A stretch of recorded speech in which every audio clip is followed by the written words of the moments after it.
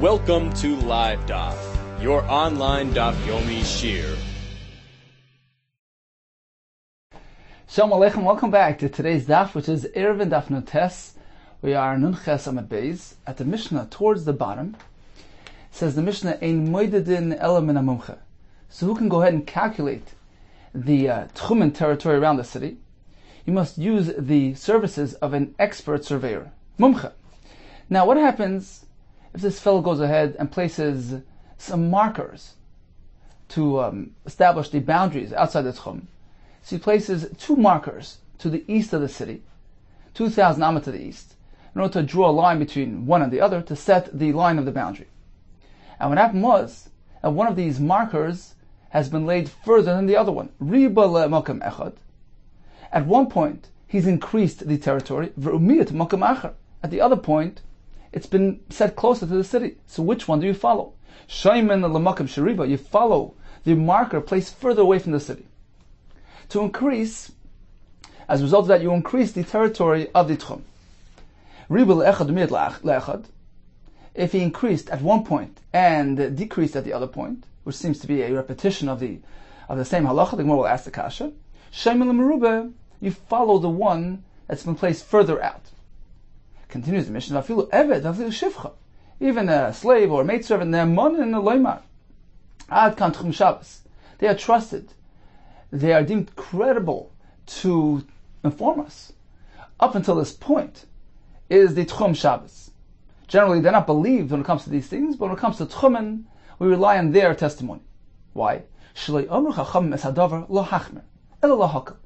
Chacham established this concept of Tchum boundaries, it was meant to be applied leniently. That's why we follow all the leniencies here. We have a suffix, we go Lakula, we can even trust the account of the Eved or the Shafar. Let's take a look at Rashi inside. 14 lines from the bottom.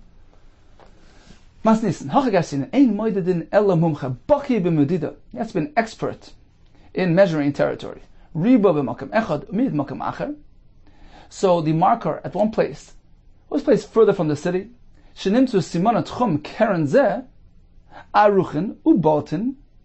So the simanim of the tchum placed at this corner ended up being further out mikeneged simana tchum keren shekenegdoi, from the markers placed at the other corner of that same side of the city. So we have a couple of markers placed to the east of the city. One of them placed further than the other one. Which one do you follow? We follow the one further out, and we pull out, we extend the entire territory opposite the further marker. How did this happen? What can we attribute this to? Says Rashi.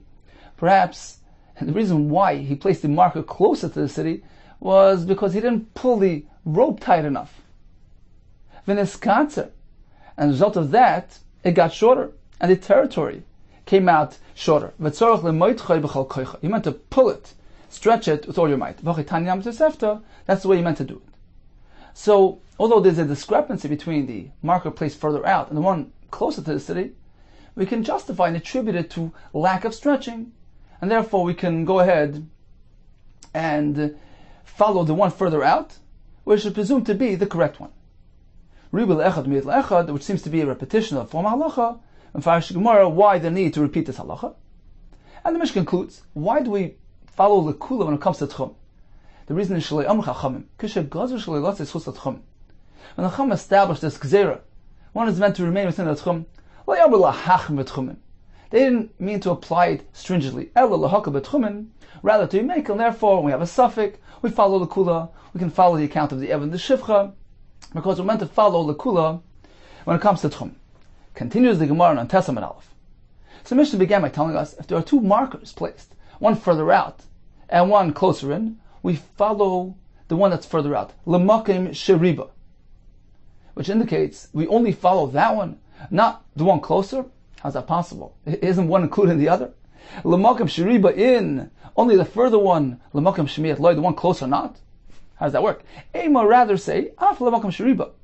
We also follow the further one, meaning we presume that to be the correct one, and we extend the boundary of the city up until that point. The mission continued, Riba le'echad umid le'echad.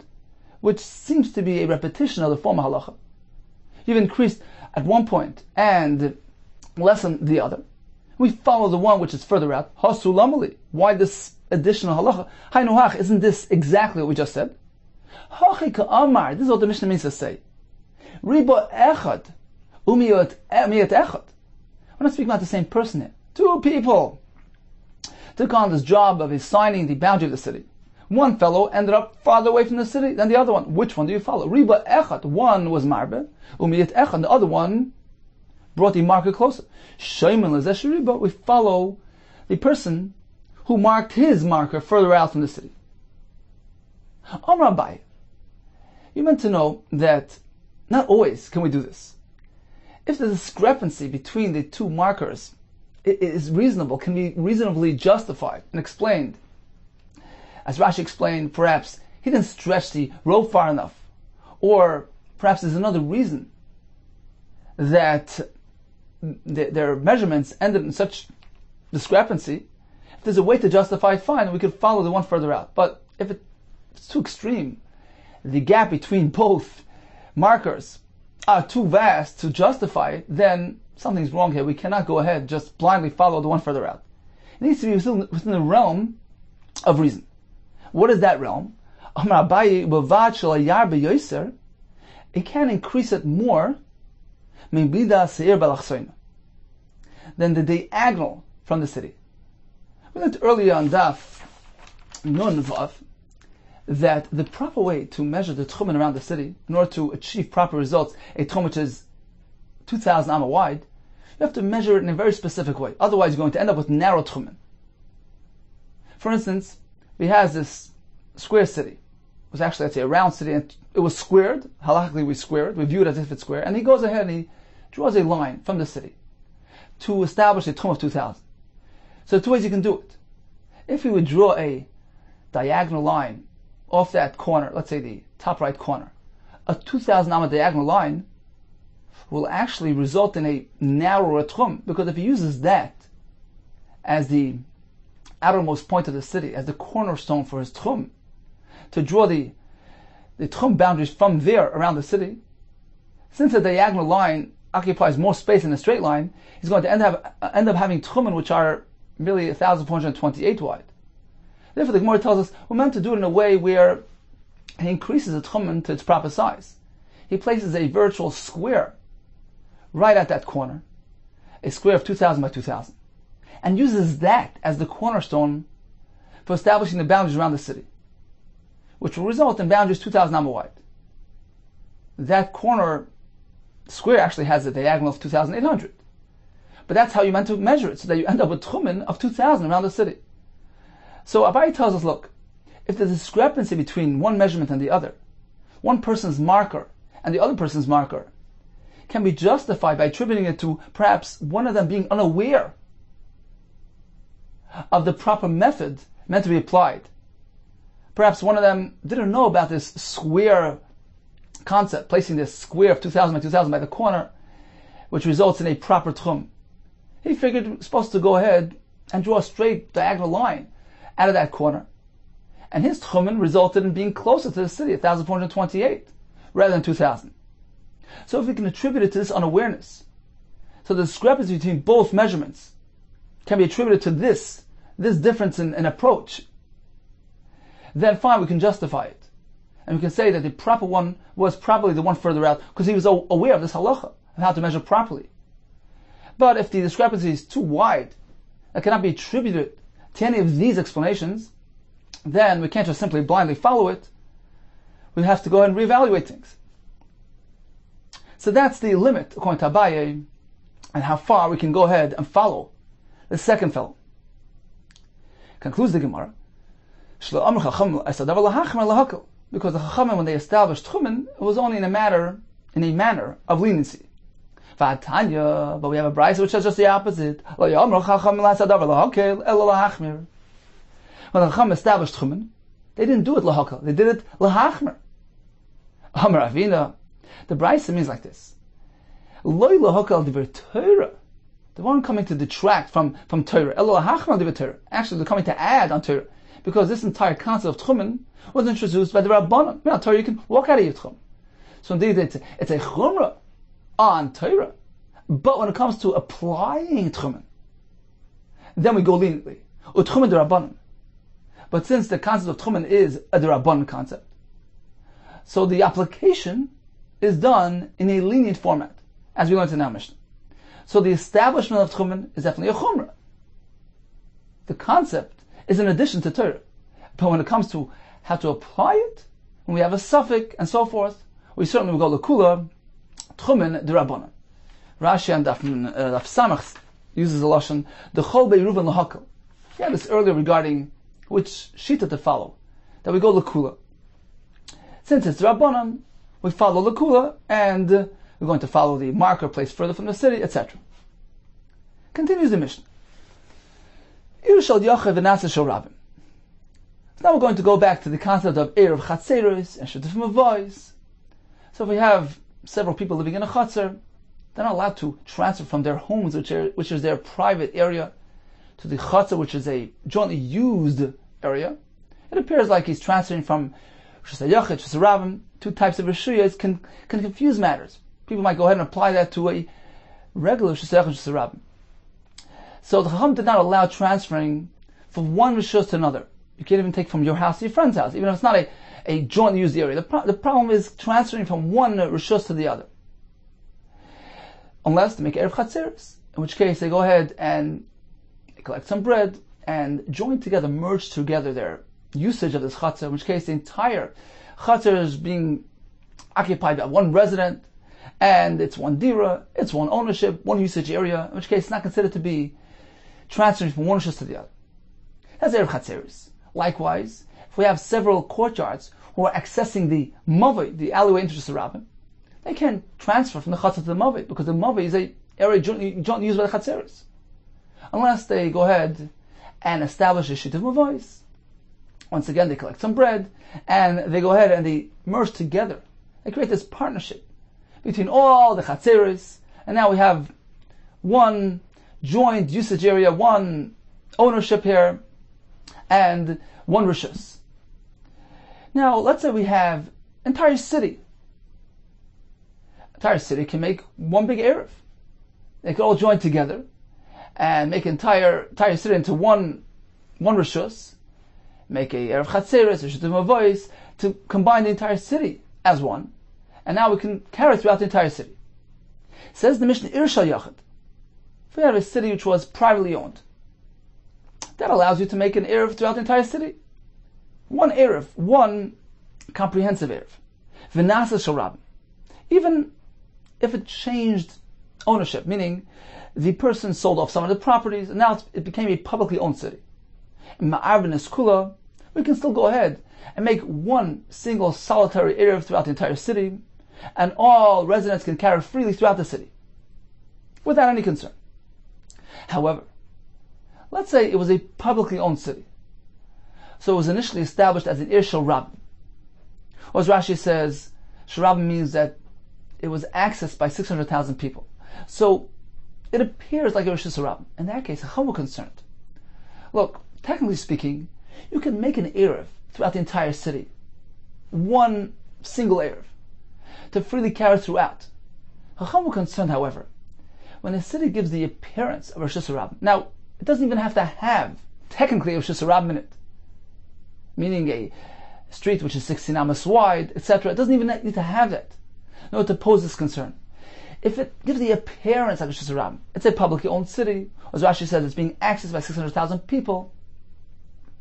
Chacham were concerned that if we allow carrying throughout the city through an Erev, then what's going to happen?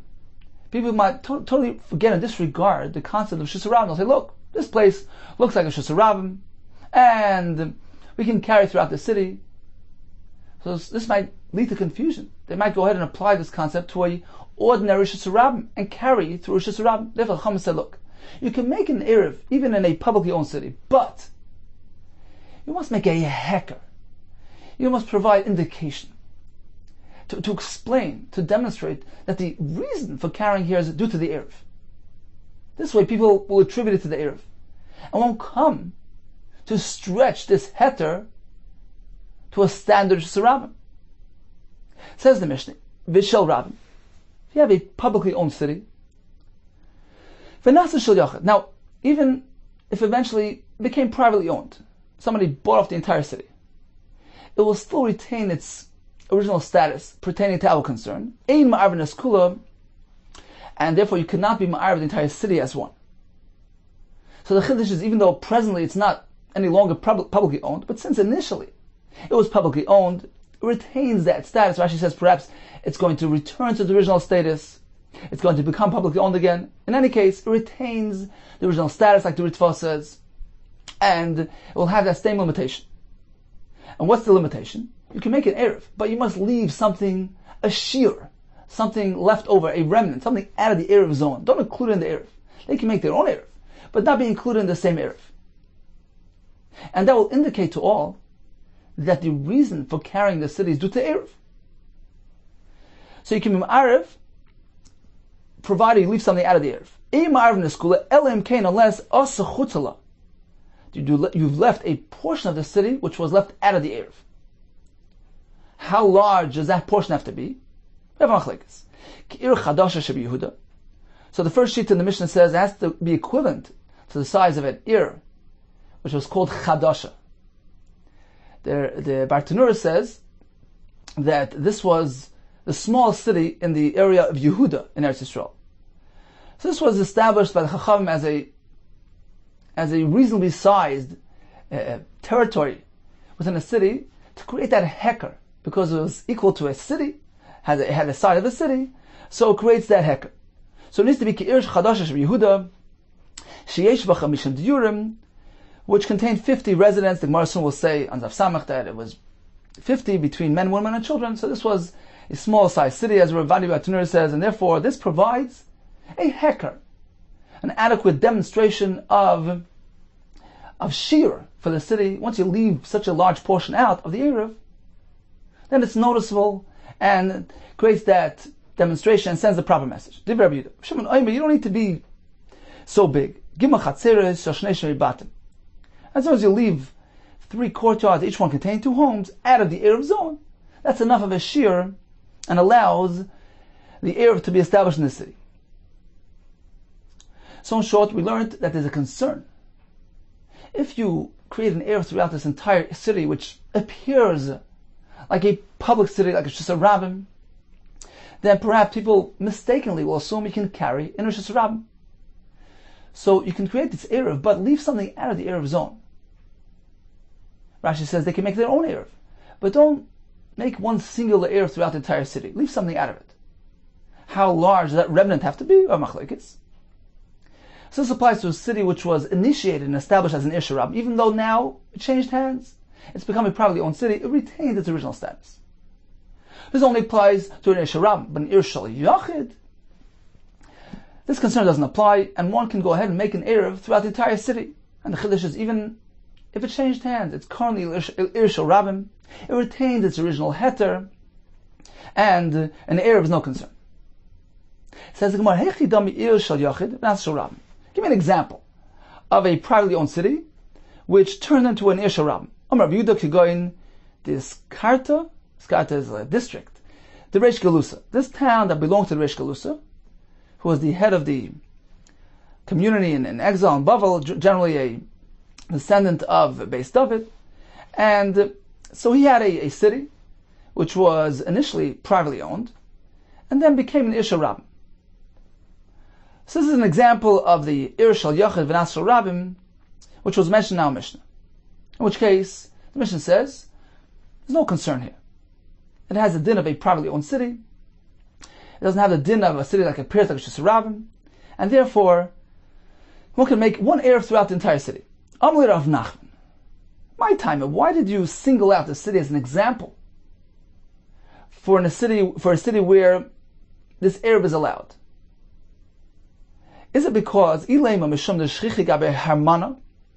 it because the multitudes are to be found by the Reish Galusa there to get reshus, Rashi says to become a dayan, such type of things. So everybody's there, and there's a multitude of people there, and due to the fact that lots of people are found there, matkri adadi, They discuss matters, they keep each other mindful. They'll keep each other aware of the fact that the reason why you're carrying the city is due to the Eruv, and it won't bring about confusion. Everybody will be full well and aware of the fact that there's an Eruv here allowing carrying. Is that why you chose to single out the city? This concept will apply to any city amongst Klal Yisrael. Why? Because everybody comes to shul, Shabbos morning, go listen to the drasha. We have multitudes in every city. Kul Yisrael Nami, B'tzafa de Shabbat, Shabbos morning, Shchicha Be'adadi. They're found next to each other. There are lots of people milling around, and they'll keep each other mindful. So why single out specifically this city? Elam Rav Nachman could go in diskarta de nat zuay. So Rav Nachman says, indeed, this concept will apply to any city, and an example of a Ir Shel Yachid that turned into Shel Rabim would be this district that belonged to this fellow in Atzai, which is also fine for an Erev. Ton Rabbanan. Ir Shel Yachid and Shel Rabim. So up until now we spoke about a city that not necessarily even had a Rishus Rabim running through it. Now the Brisa will discuss such an example with a Rishus Rabim as well. So we had an Ir Shel Yachid that turned into Ishal Rabim. Rishus Rabim or Averis B'Seich. You have actually a Rishus Rabim, Rashi says, has 16 amas wide, so it conforms in size to Rishus Rabim. Now, since it's an Ir Shel Yachid, he'd like to make an Erev to allow carrying throughout the entire city. Probably there's Rishus Rabim running through it. How do you address that? How do you enable carrying through the city? Says the Brisa, mikan. He encloses the Rishus Rabim by placing a lechi, this side post, on either end of the Rishus Rabim, or a crossbeam over either end of the Rishus Rabim. We're speaking that the Rishus Rabim had two mechitzas already, had houses running on either side. You just need to close off the third and the fourth sides. So by doing so, he closes it, and this allows him to carry in between. Meaning, this shuts off the Rishus Rabim, makes it a mukah of mechitzas. Now, he can go ahead and make an Erev throughout the entire city, which apparently also had mechitzas. Says the Brisa ve'im arvos lachatzoin. Not only is he allowed to make an Erev throughout the entire city without making a shear, without leaving anything out of the Erev, but even if he chooses to split the city into two, you can't. Why?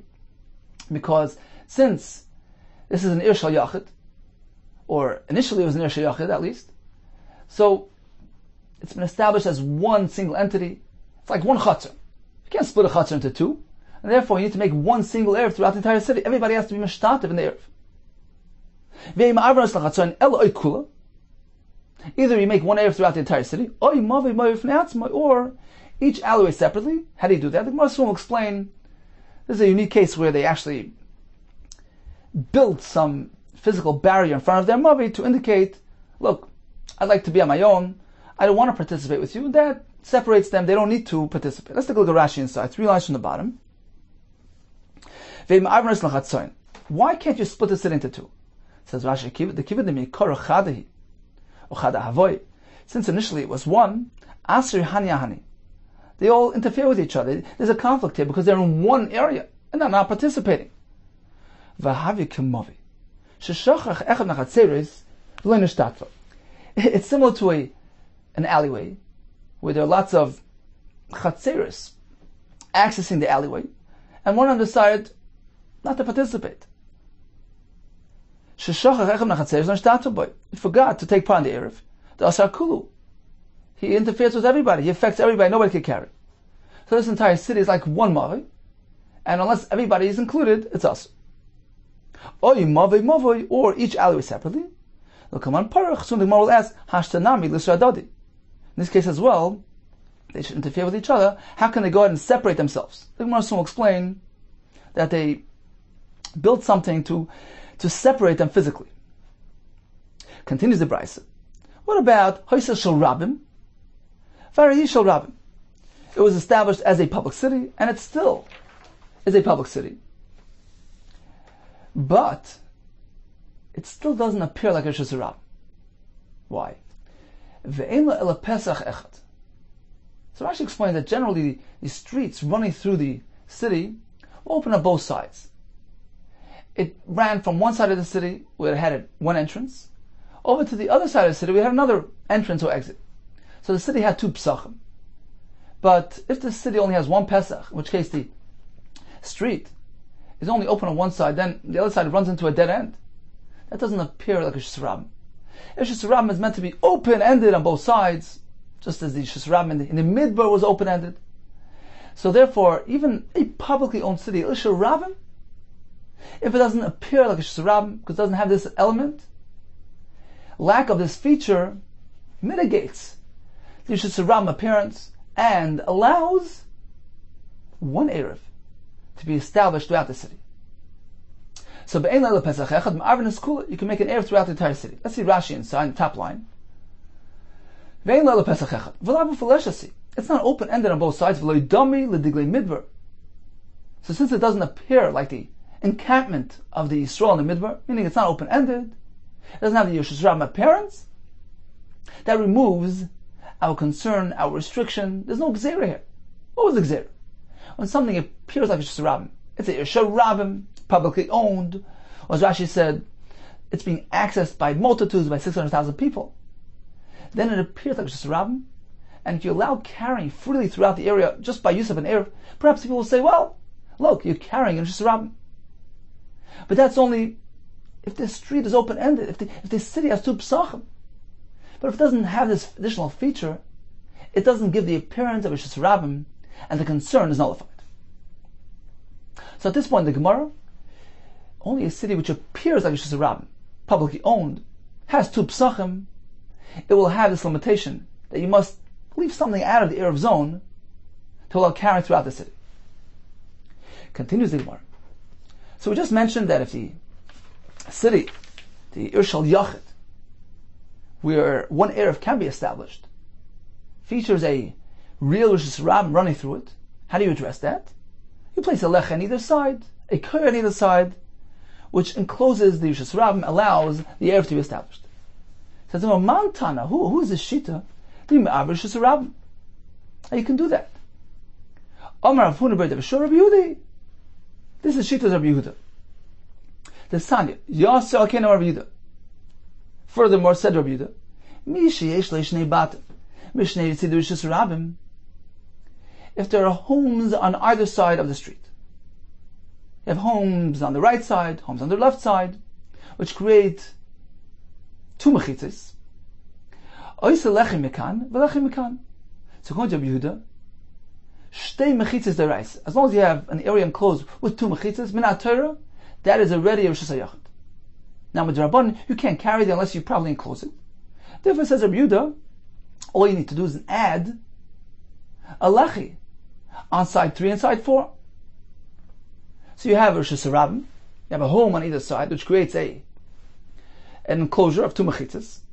Says Rabbi Yehuda, to properly enclose it, just place a lechi over here, and a lechi over here, or a koyer over here, koyer over here, which will affect proper closure. Oise lechi mikan, v'lechi mikan, oy koyer mikan, v'koyer mikan, v'noisei be'emtza, and freely carry throughout. Amar Lloyd, Rabban disagreed. They said, no, ein ma'aron shesam b'kach. You can't do that. You can't enable carrying Shus Rabbim by simply placing a lechi or koyer, because they hold that shalosh mechitzes, the rice. Unless you have 3 mechitzes enclosing an area, it's not a Rosh Hashanah. And therefore, in this case, you cannot enable carrying simply due to the fact that you have 2 mechitzes. So this brisa, which allowed, apparently is following Rabbi Yehuda. Continues the Gemara.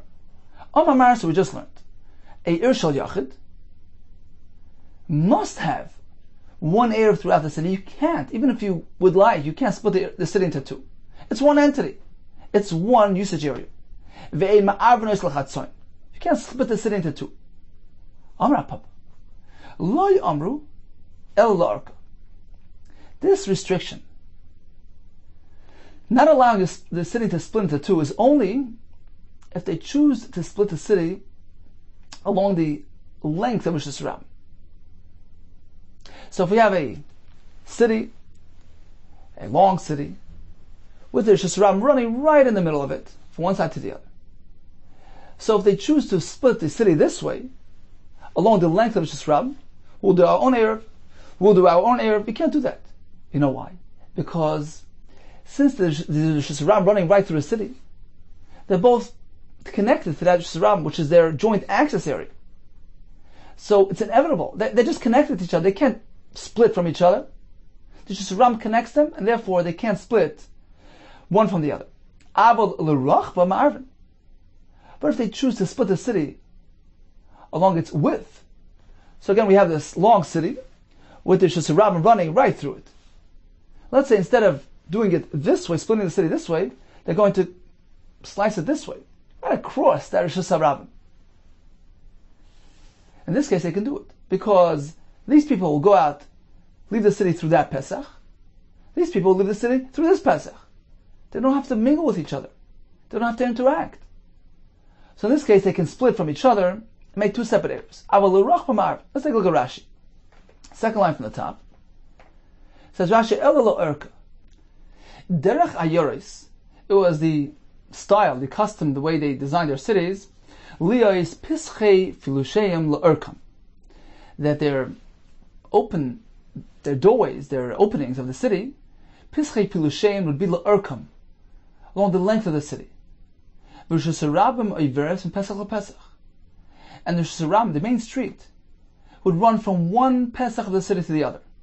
V'chaluk L'Erkam. And the city would be split along its length. So you have a long city, with a doorway on this side, a doorway on this side, a Pesach on either side. Rishus Harabim would run from one Pesach to the other and split the city into two. Therefore, Hilkach ein b'nei Ever Halaz, Rashoin la'ar levadan. U'bnei Ever Halaz, levadan. This prevents them from splitting. The fellows on this side of the city, on this side of Rishus Harabim, can't say, well, we're doing our own thing this Shabbos. We're splitting ourselves. We're separating ourselves from you. Because because both the residents from either side are going to be stepping and using the Rishus Harabim. It's inevitable. They're going to be using the Rishus Harabim to go out of the city, to go out of the Pesachim on either side. This Rishus Harabim inevitably is connecting them. Because they're all jointly using the area. And this way they conflict with each other. They consider like they're one union, one joint area, and they cannot split from one another. But if they decide to split along the width of Rishus Harabim, B'nei shnei ha'avarim l'roisha echad levad, u'bnei shnei ha'avarim l'roisha sheni levad. So again, we have this long city, Rishus Harabim running right through the middle. Instead of splitting this way, which they can't, perhaps they'll split this way. So the fellows who reside over here, Shnei Ha'avarim means on both sides of Rishus Harabim, on that side of the city, near that Pesach, will say, look, we're going to use this Pesach. We're not going to interfere with you. And likewise, the people on this side will do the same. That they can do. Ma'arvin. They can split and make two separate areas. Why? Because they can separate one from the other. And there won't be any traversing one over the other. And these people choose their entrance, and these decide to use their Pesach.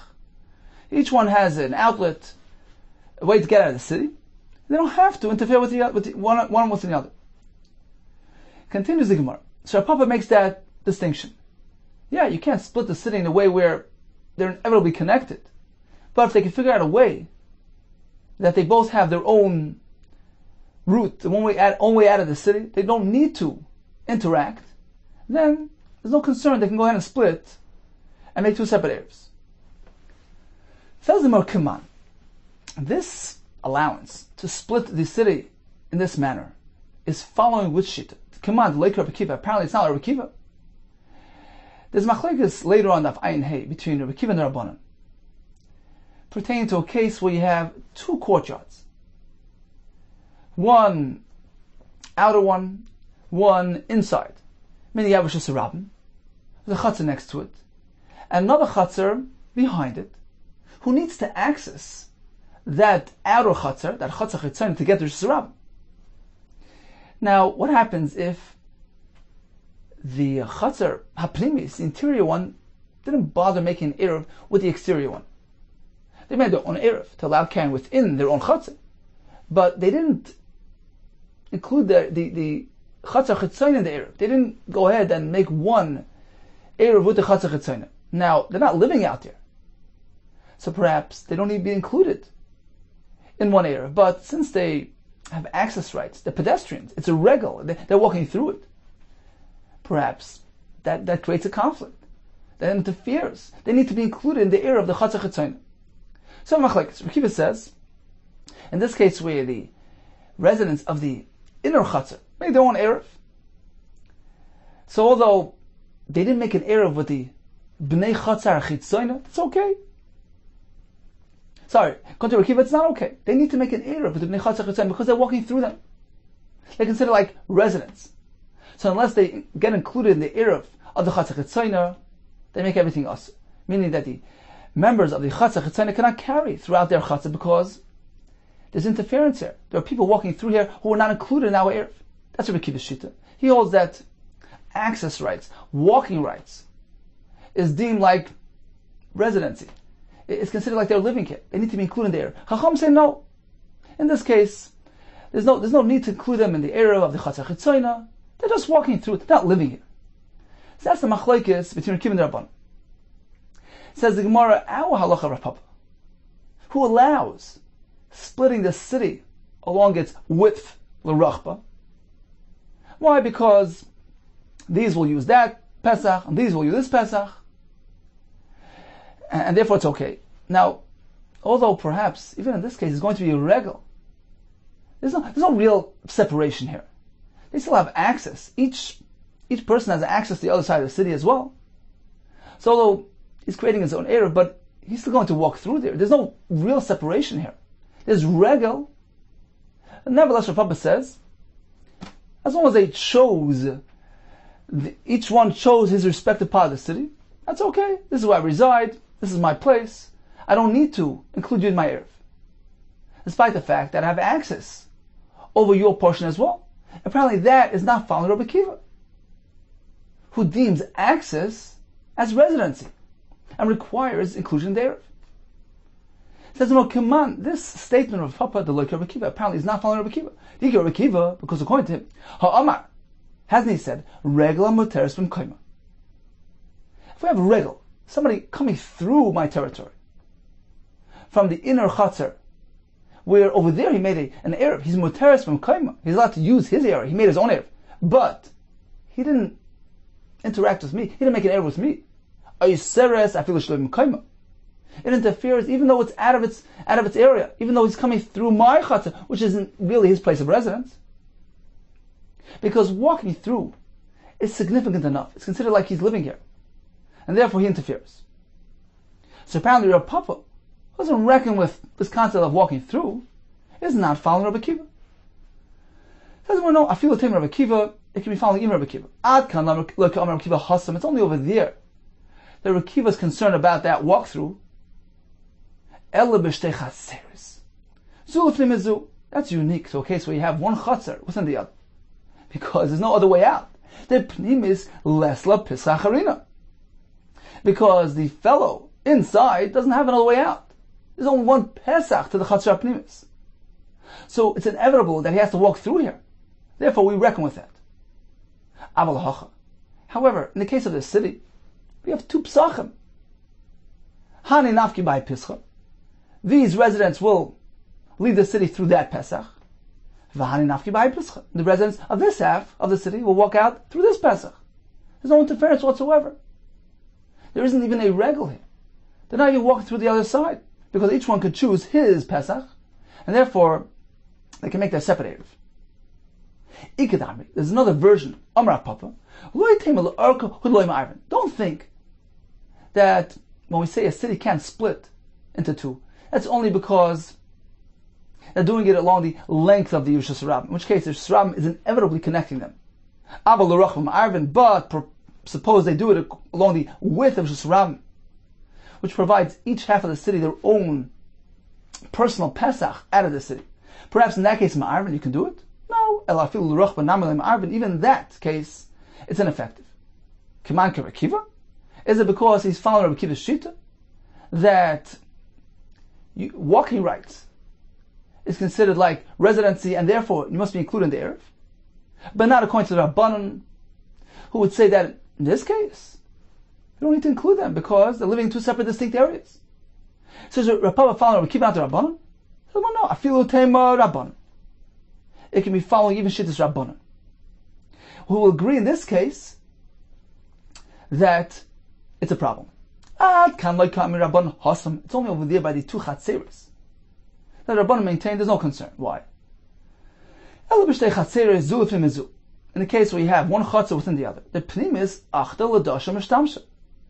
Because the inner Chatzer can simply close their door, Mishtamsha, and use their Chatzer privately. They don't have to come out here on Shabbos. There's a Mechitza, there's a doorway separating them. Aval. But in our case of the city, there's no Mechitza inside the Shusram. Can you remove the Shusram from here? Meaning, the Shusram is one long street stretching from one side of the city to the other. It's an inevitable connector. You can't say, well, we're going to use this side, use that side. As long as there's no Mechitza here separating, you're inevitably connected, like it or not. Therefore, you don't have the option of splitting the city into two.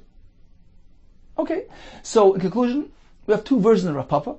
According to the first version, if you split the city along its width, meaning you go across the Shusram, allowing each side of the city its own separate Pesach out of the city, that's okay. According to the second version, even that would not be allowed. Omar Mar, let's get back to the Bryce, which said an Erev Yachid needs to have one singular Erev.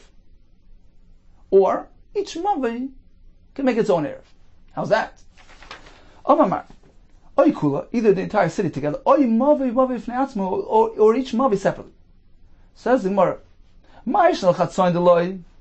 why can't they split the city into two? Because they interfere with each other.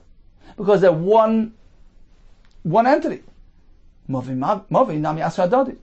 this case as well, they interfere with each other. Apparently we're speaking of a duck.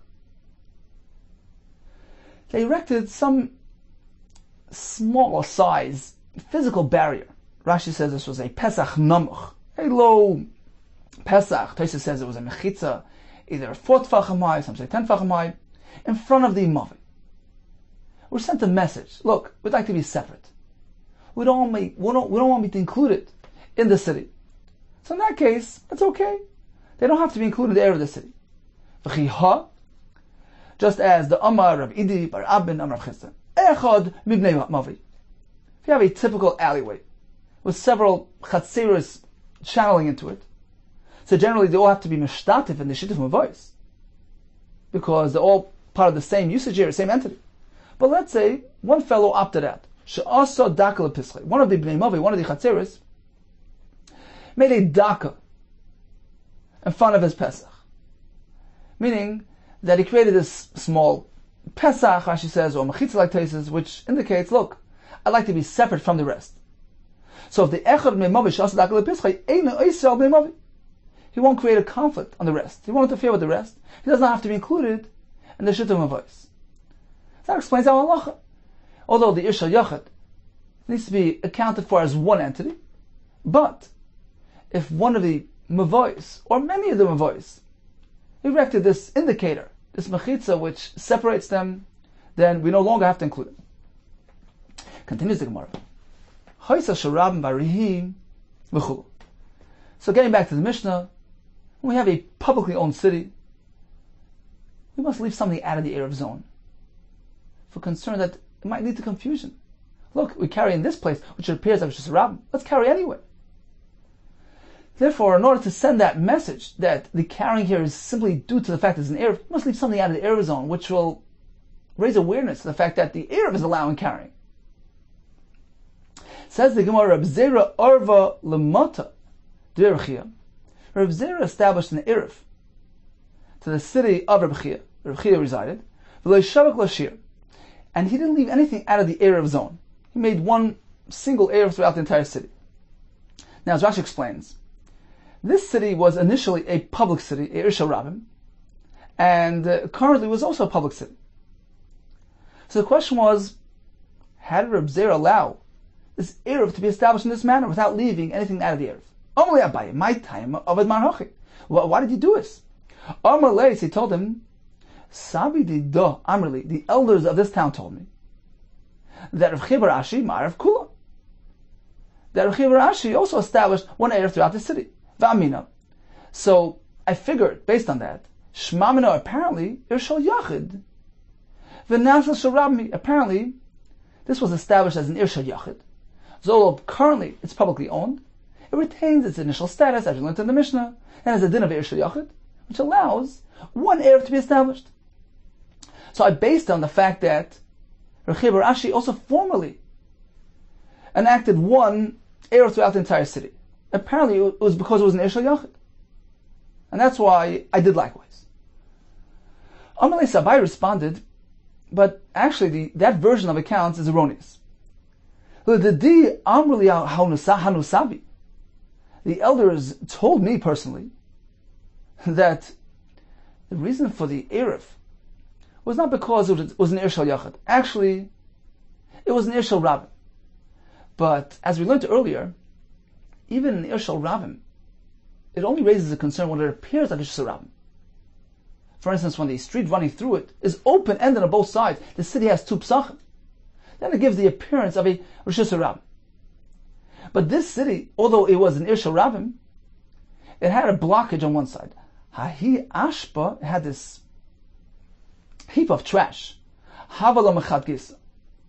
It had that on one side, which created a blockage on that street. So since the street only had one Pesach, it didn't appear like Rosh Hashanah. And that's why. That was the reason why he made an Eruv. But that was then. V'hashta di panyula ashpa. Now that the trash was removed, havel kishnei psachim ba'aser. Now it's like it has two entranceways. It's a city with two openings. The street runs through from one to the other. And it's an open-ended Rosh Hashanah. It appears like a Rosh Hashanah city. And therefore you cannot go ahead and make one Eruv throughout. You must leave something out of the Eruv zone. So you had figured that the reason for the Eruv was because it was an Irshal Yachid. That wasn't the reason. It was an Irshal Rabim. But it was lacking that other element, the other ingredient. It wasn't open-ended. And that's why he made the Eruv. But now that the Rosh Hashanah is open-ended, you can no longer make the Eruv. You have to leave something out of the Eruv zone. Amalei. So Zer responded to Abaye, Lama Datoy, you're right, I didn't really pay attention. Indeed, I erred. So he asked Rabbah the following question. We said that a Irshal Rabim means a publicly owned city, and also when the Shram is open-ended. Let's say it's not open-ended. It's open on one side, but when it gets all the way to the other side of the city, it's blocked by a wall. But there's a ladder there, which provides outlet. It could channel out the traffic. So although the mechitza is there, but the ladder provides access over the mechitza. Should we view that as a Pesach? Does the ladder negate the mechitza? And now we consider like an open-ended city, like an open-ended Rosh Hashanah? Or perhaps the mechitza is still intact, despite the fact that there's a ladder there providing access over the mechitza. That's the question. Sulam mikan, a Pesach mikan mao. So you have a Pesach on one side, but a sulam leaning against the wall on the other. Does the sulam create a Pesach or not? Amalei, so he told him, Hochi amarav. So he quoted Rav as follows. Sulam teres Pesach olav. Yeah, the sulam negates the mechitza, it creates a Pesach. And now we have an open-ended Shravim, has a din of Irshal Rabim. Amalei Rav Nachman. So Rav Nachman announced to them, Lo yisat tzitzulei. Don't listen to him with this version of Rav, that the sulam creates a Pesach. Hochi amar Rav Adam Rav. I have another version. Rav Ada said the name of Rav, and no. Sulam teres Pesach alav, teres mechitza alav. A sulam is arbitrary. You could use it at your own convenience. L'kula, whatever suits you best. A sulam can be considered like a Pesach, if you need it, but it can also be considered like a mechitza, meaning it won't negate the mechitza. The wall's a wall, despite the fact that there's a ladder leaning against it. What does that mean? Teres mechitza alav, when will we treat the sulam like a mechitza? Kedamon, as we just said.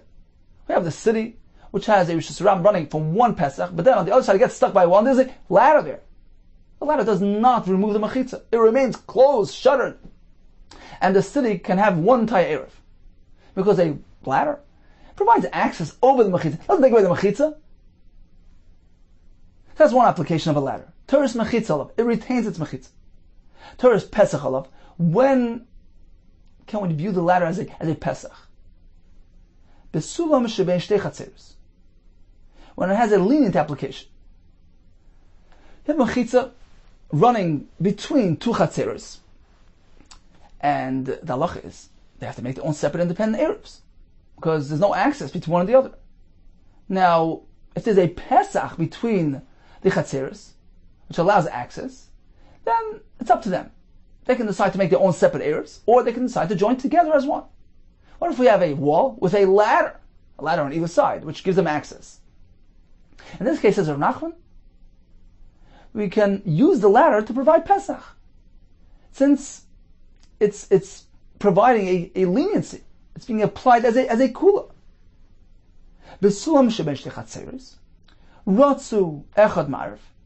So since they have a Pesach here, they have a choice. If they want, they can make one Eruv, meaning they could join together as one due to this Pesach, which provides access one to the other. Ratzu, if they want, shnai ma'ariv. They can make separate Eruvs, one for each chatzer. So Rav Nachman maintains a sulam has both elements to it. Use it as you wish. And we apply it l'kula in each case. So in the case where the sulam is present between two chatzeros, we say, well, you'd like to use it as a Pesach, go ahead.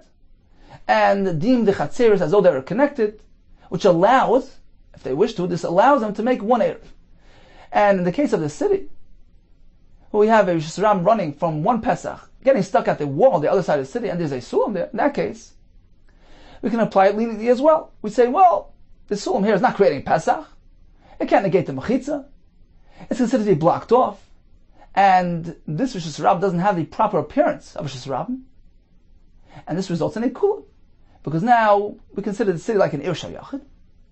And one can go ahead and freely establish one single Eruv throughout the entire city. So in summary, according to the first version of Rav, a sulam creates a Pesach, even if it's a Chumrah.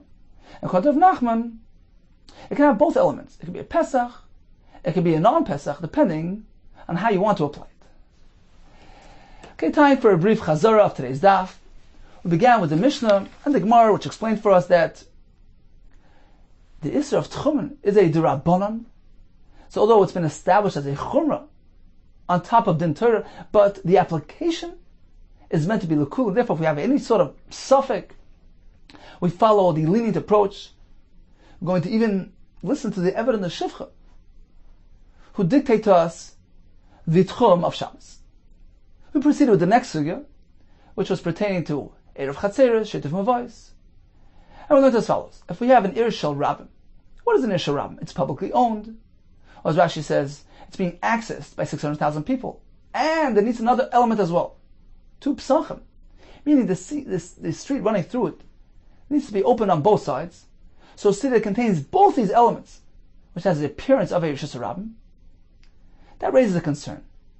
If you make one single Eruv throughout the entire city, perhaps people might think you can carry in Rosh Hashanah. Therefore, you must leave something out of the Eruv zone to raise awareness, to explain that the reason for carrying is based on Eruv. So you can't be ma'ariv the whole entire city. You must leave something out. A shear. How large does that shear need to be? Rita says, equivalent to the size of the Ir Chadasha, which contained 50 residents. According to Reb Shimon, you don't need it to be that large, as long as you leave 3 courtyards with 2 houses in each. Regarding an Ir Shal Yachid, in that case you can ma'ariv the entire city. So, let's say he decides, I'd like to make each mavai separately.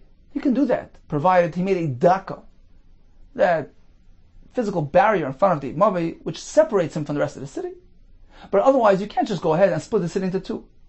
Rav Papa tells us, to split the city along its length, along the length of Rosh Hashanah, that can't be done because inevitably they're connected. What about along its width? Giving each side of the city its own way out of the city, its own Pesach? That depends on both versions of Rav Papa. According to one version, yeah. According to one version, not. Regarding a sulam leaning against the wall, does that make it into a Pesach? Or can we still consider that mechitza intact? We concluded with a machlekes.